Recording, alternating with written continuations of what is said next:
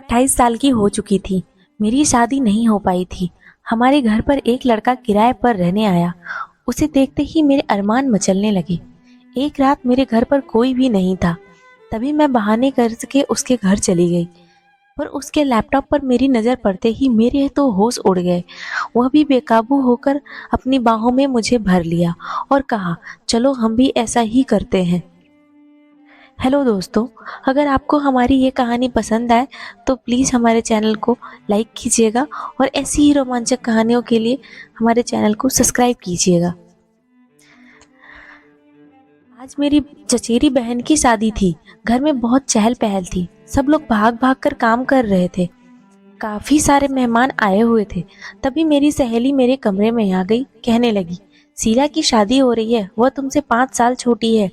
तेरी चाची ने अपनी बेटियों की शादी करवा दी, पर तुझे ही घर में बिठा रखा है। मीनू, तू 28 साल की हो गई है। अब धीरे धीरे तेरी जवानी भी ढल जाएगी। मुझे नहीं लगता तेरी चाची तेरी शादी करवाएंगी। शादी में तू किसी अच्छे लड़के को क्यों नहीं ढूंढ लेती। मेरी सहेली की यह बात सुनकर मैं उदास हो गई। मेरी सहेली के 2 बच्चे भी हो गए थे और मैं अब तक भी कुंवारी थी। अगर मेरी मम्मी पापा जिंदा होते तो अब तक वो मेरे हाथ पीले करवा देते। मेरा अपना घर बस जाता, मेरे अपने बच्चे होते।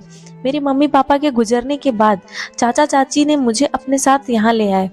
उसके बाद से उनके घर के सारे काम की जिम्मेदारी उन्होंने मुझ पर सौंप दी और उनकी बेटियां बड़े ही आराम से रहती थी, पढ़ाई लिखाई करती थी।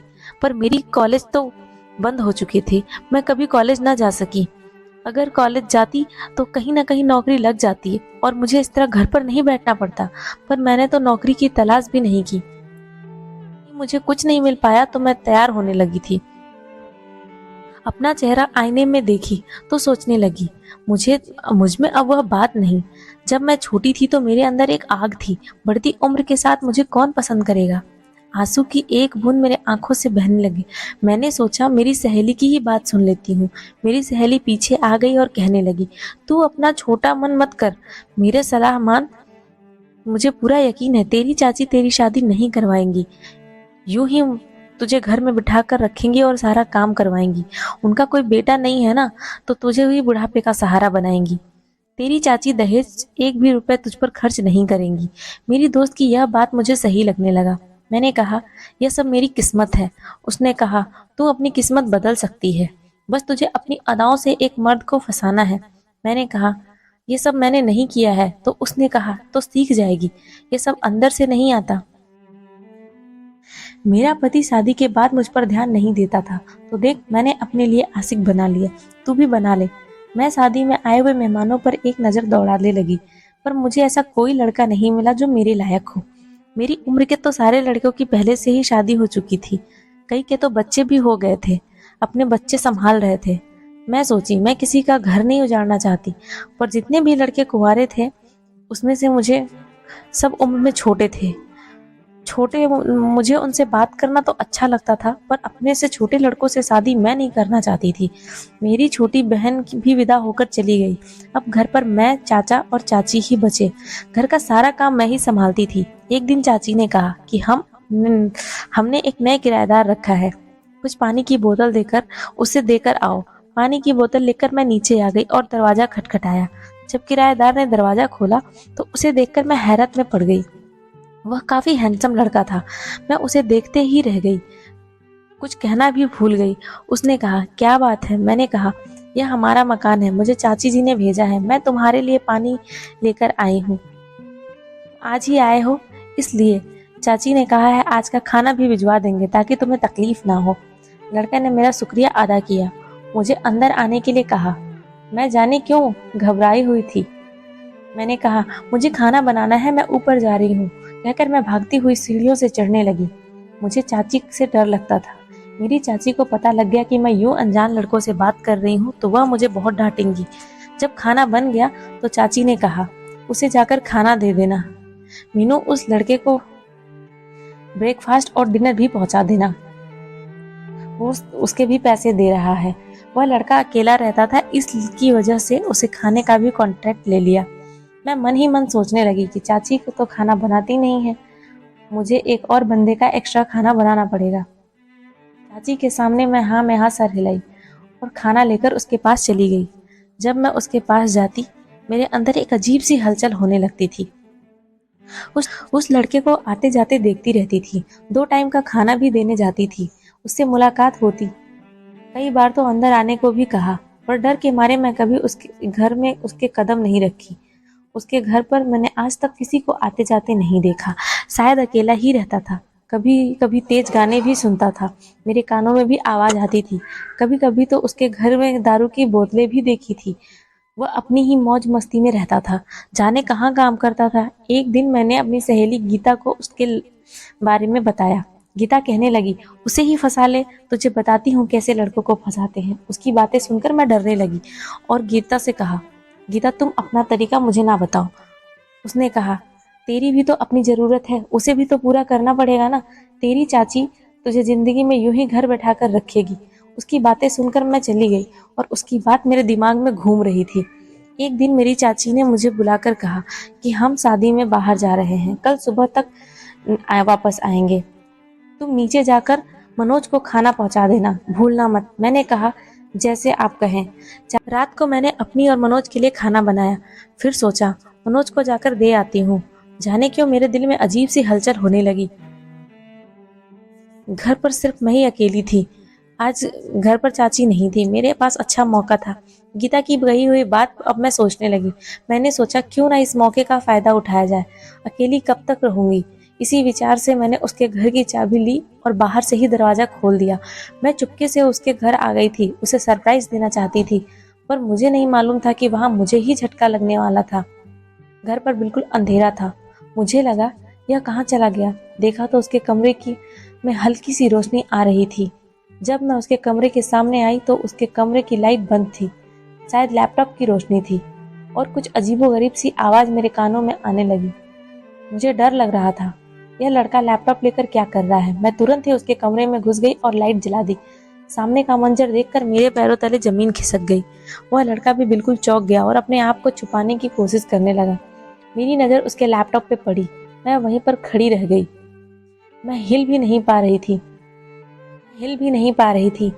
मैं कभी सपने में भी नहीं सोची थी कि यह लड़का। मैं सोचने लगी कि मेरी ही गलती है, मुझे नॉक करके आना चाहिए था। वो मेरी तरफ देख रहा था, फिर अपने लैपटॉप को बंद कर दिया। मैं अपने थूक को निकालने लगी क्योंकि मेरा गला सूख चुका था। मेरी तो फट गई थी। वह हकलाता हुआ कहा, तुम क्या कर रही हो। मैंने कहा, मैं रोज इसी समय आती हूँ खाना देने के लिए। तुम रोज नॉक करके आती हो, आज कैसे यूं ही आ गई। मैंने कहा, तुम्हारे कमरे में अंधेरा था, मुझे लगा तुम सो गए हो या तुम्हारी तबीयत खराब है। डर के मारे मैं चाबी से खोलकर अंदर आ गई। आज चाचा चाची नहीं है, अगर तुम्हें कुछ हो जाता तो, तुम पर कोई मुसीबत आ जाती तो। चाचा चाची नहीं है, यह सुनकर वो मेरे पास आ गया। मेरे करीब आकर कहने लगा, तुम्हारे घर पर कोई नहीं है। यह बात सुनकर मैं डर गई और ना में सर हिलाया। वो मेरा हाथ पकड़कर बोला, तुम ये मूवी देखना चाहोगी। लैपटॉप की मूवी वो फिर से चला दी। मुझे लगा मुझे यहाँ से चलना चाहिए, पर मैं हिल भी नहीं पा रही थी। गीता की कही बात भी मेरे दिमाग में चलने लगी थी। गीता तो मेरे पीछे ही पड़ गई थी कि इस लड़के को अपने जाल में फंसा ले। उसके कमरे में बियर की बोतल रखी थी, शायद उसने बियर भी पी रखी थी। उसने मुझसे कहा, क्या तुम ऐसा करना चाहोगी। मैं एक बार लैपटॉप देख रही थी, फिर एक बार उसकी शक्ल। मेरी हालत बहुत खराब थी। हम दोनों के अलावा कोई नहीं था। जो मेरे दिमाग में था वो थी मेरी सहेली, उसकी बातें। तेरी शादी कभी नहीं होगी। जाने क्या हो गया और मैंने हाँ में सर हिला दिया। मैंने कहा, पर मैंने ये सब कभी नहीं किया, मैं तो अभी तक कुंवारी हूँ। उसने कहा, मैं सब सिखा दूंगा। वह कहकर मेरे करीब आ गया और मुझे बाहों में भर लिया। पूरी रात बीतने के बाद मैं अपने घर आ गई। मैंने आईने के सामने खड़ा होकर खुद को देखा, अपनी शक्ल देखने लगी।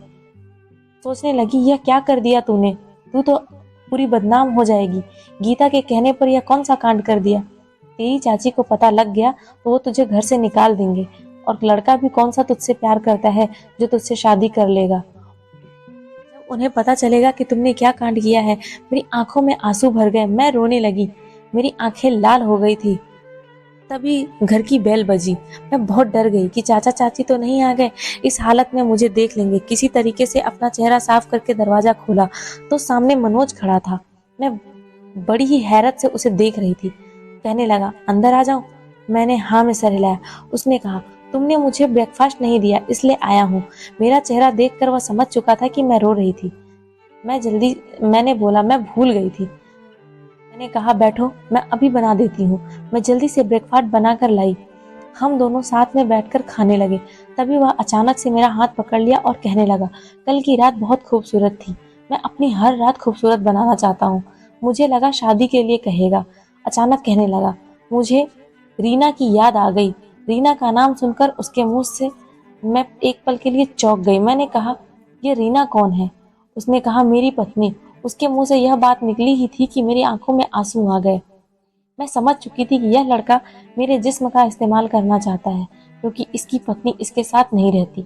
वह ब्रेकफास्ट करके चला गया, लेकिन मेरा दिल बिल्कुल टूट सा गया। मैंने गीता को फोन करके सारी बात बता दी। गीता ने कहा, तेरी कौन सी शादी होने वाली है? तेरी ऐसे भी शादी नहीं होगी। कोई बात नहीं, उसकी पत्नी है तो क्या हुआ? जब तेरे चाचा चाची सो जाएंगे तो उसके पास चली जाना। कम से कम तेरी जरूरत तो पूरी कर देगा। मैंने कहा, गीता क्या बक रही है? ऐसे तो और बदनाम हो जाऊंगी। कहीं मेरी चाची ने घर से निकाल दिया तो? मैं ऐसी लड़की। उसने कहा, तेरी चाची की वजह से ही तू ऐसे हाल में है। मुझे घर पर उन्होंने नौकरानी बनाकर रखे हैं। घर से निकाल देंगे तो तू अपनी जिंदगी अच्छे से जी सकेगी। उसकी बात मेरे दिमाग में घूमने लगी। फिर जब मेरे चाचा चाची सो गए तो मैं नीचे चली गई। दरवाजा खटखटाया तो उसने दरवाजा खोला। मुझे देखकर उसकी आंखें चमक गई। वह मेरा हाथ पकड़कर अंदर खींच लिया, दरवाजा बंद कर दिया। कहा, मीनू, मैं तुम्हारा इंतजार कर रहा था। मैं अंदर आए नहीं थी कि उसने मुझे अपनी बाहों में भर लिया। मैंने उसे पीछे धकेल दिया और कहने लगी, तुम शादीशुदा हो, फिर मेरे साथ रिश्ता क्यों बनाया? यह जानने के लिए आई हूँ। उसने कहा, ऐसे रिश्ते ऐसे ही बनते हैं। हम अपनी जरूरत को मिटाने के लिए ही ऐसे रिश्ते बनाते हैं। और तुम कौन सी मेरी गर्लफ्रेंड हो? उसकी बात से मुझे बहुत चोट पहुंची। मैं जाने लगी और बोली, मनोज, मैं ऐसा नहीं कर पाऊंगी। उसने कहा, रुक जाओ, पर मैं नहीं रुकी और अपने घर वापस आ गई। मुझे रात भर नींद नहीं आई। मैं करवटें बदलती रही, मनोज के बारे में सोचती रही। सुबह सुबह मेरी आंख लग गई। करीब 10:30 बज चुके थे। अचानक मेरी आंख खुली तो मुझे लगा मैं नाश्ता बनाना ही भूल गई। जल्दी से उठकर बाहर निकली तो मनोज ने मेरी चाची के साथ बैठकर नाश्ता कर रहा था। तो देखकर मैंने कहा, चाची, आपने मुझे जगाया क्यों नहीं? मेरी चाची मुस्कुराने लगी और कहने लगी, बेटा, ये मनोज तेरा रिश्ता मांगने आया है। मैं चाची की तरफ देखने लगी। मेरी चाची ने कहा, मनोज मेरे मामा का बेटा है। उसकी पत्नी रीना की मौत के बाद से वह बिल्कुल टूट गया था, इसलिए मामा जी ने उसे यहाँ भेज दिया था। हम चाहते थे कि एक बार मनोज तुम्हें देख ले, अच्छे से जिंदगी जिए, और उसे किराएदार बनाकर इसीलिए रखा था कि वो तेरे साथ उसका रिश्ता हो जाए। इसलिए 2 टाइम का खाना भी हम तेरे हाथ से उसे भिजवा देते थे।